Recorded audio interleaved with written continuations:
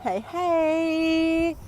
So I just did a live on the fear of rejection and is the whole concept of rejection, or what if the concept of rejection is a lie?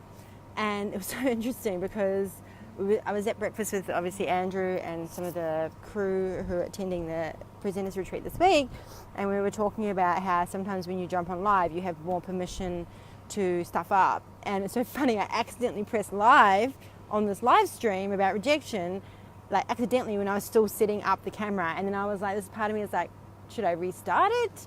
And then I was like, nah, I'm just gonna keep going. And I was still putting my headphones in, and I was still, and then I spoke to the whole idea of like giving permission to, we give more permission, and I think it's because, so many of us do feel like there is vulnerability around live streaming because it's live, it's live,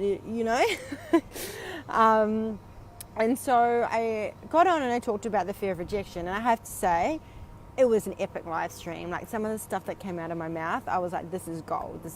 And I think it's like kind of one of those things, you can hear things about, like let's say healing rejection, right? You can hear things and then sometimes someone words it in a different way and you hear it again and something clicks, right?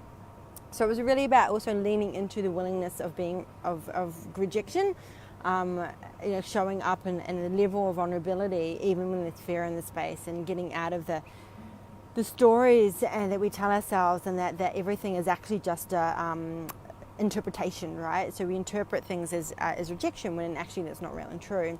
And then often it's just that person being in their truth. And if we see that person is just showing up in their truth, and doesn't make it mean, and not to make it anything about us, make it mean anything about us, right?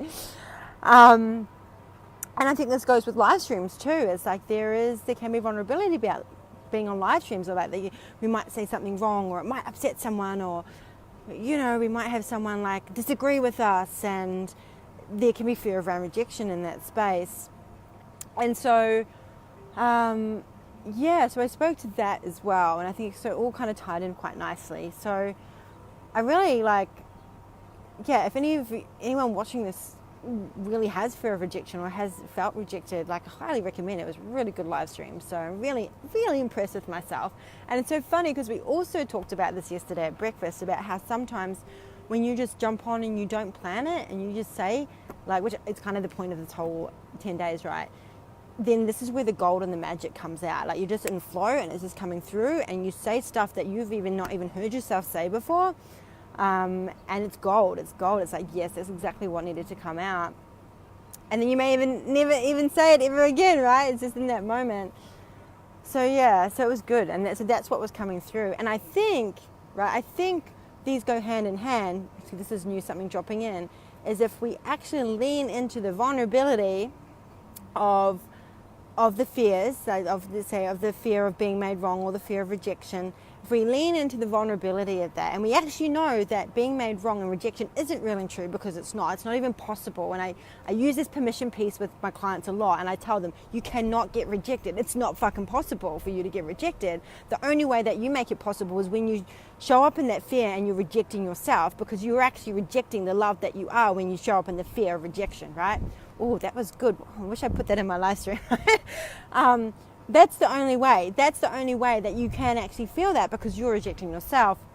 And so, which isn't really true, because if we're your love, which you all are, you're in the embodiment of love, rejection isn't even possible, right? So rejection isn't really true. It's the interpretation and the story of it that you make real and true. So if you step outside of that, that's when you create possibility. And that's when you can really lean into that vulnerability. And that's when you come back to more love and more self-love and less rejection. And then rejection just stops showing up in your space, right? It just stops showing up because you keep bringing yourself back to love. The same with being made wrong. It's not possible for you to get things wrong. It's not possible. You can't get things wrong. It's not possible. Because if you show up in your truth, your truth can never be wrong. Your truth can just not be wrong. It's not possible. It's not possible. It's only the interpretation that you've said something that was true for you, that someone makes it wrong, and then you might make yourself wrong, even though it was true for you. So it's the willingness to show up in that, and then if you notice yourself going into wrong making, to call yourself on that and be like, I spoke my truth. this is what's true for me, and I love myself. You know, even if someone else thinks I'm wrong or makes me wrong, I still love myself, and that's what matters. And it's all that matters, because that's their shit, that's their stuff, that's their projection, their stories, and their interpretation, right? And that's okay, right? And that's okay. And there might be their truth, and it's okay for two people to have different truths, right? It's okay, you know. And so it's giving permission. Can I come with love and see that this person has a different point of view to me, because that's what's true for them in this moment. And that truth can change from moment to moment, right? What if I come from that place of understanding that they have a different point of view, and it may not be the same as mine, and that's okay, right? So went off on a bit of a tangent, but I kind of just made my point about stuff dropping in, because I said something really good in there, and I was like, oh, that is juicy.